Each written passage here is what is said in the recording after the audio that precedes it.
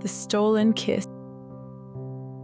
It was a cold winter's evening when Emma, a shy artist, met Alex, a mysterious traveler who had wandered into her little bookstore. She had seen him before in passing, but that night he seemed different. Eyes darker, filled with a secret she couldn't place. "Are you lost?" she asked, her voice a soft melody among the rustling pages of forgotten books. He smiled, but it didn't reach his eyes. "Perhaps," he said, his gaze lingering on her more than the shelves. "I'm looking for something rare." She led him to a hidden corner, where old, rare editions lay forgotten, but as her fingers brushed against his, something in the air shifted. Their connection was immediate, magnetic, something neither of them expected.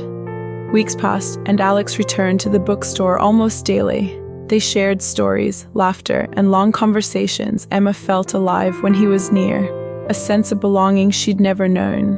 But there was always something unsettling about him, a fleeting hesitation in his eyes when she asked about his past, a brief pause in his speech when the topic veered too close to his personal life.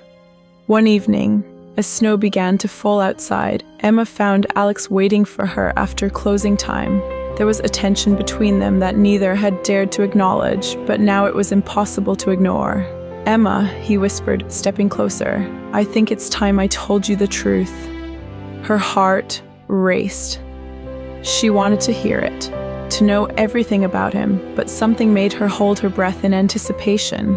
Alex hesitated, then slowly reached into his coat pocket and pulled out a small velvet box. It was the kind of box that held a secret, something precious. He opened it, revealing a simple silver ring. "I've been hiding this from you," he said softly, "because I didn't want you to be afraid." Emma's eyes widened in confusion. "Afraid of what?" Before he could answer, the door of the bookstore slammed open and two dark figures entered, their faces hidden in the shadows. Alex's eyes shifted nervously, and without a word, he shoved the ring into Emma's hand. "Don't let them take it," he whispered before turning and rushing towards the back door. Frozen, Emma stood in place, the ring cold in her palm. The figures advanced toward her. They were too close now, and just as one of them reached for her, she heard Alex's voice, faint but urgent, calling from the alley outside. Without thinking, Emma ran, clutching the ring tightly. She burst out the door, her breath visible in the frigid air, but Alex was nowhere to be seen. The alley was empty. Confused and frightened, she turned the ring over in her hand. It felt heavier now, its surface etched with strange markings. As she stared, a sudden realization hit her. The markings weren't just decorative, they formed words she could read only when she looked at them in a certain light. They read, "I love you, but I had to leave. You'll understand soon. Trust no one. Asterisk."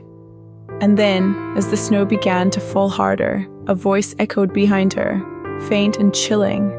"Emma, you've been holding the wrong ring."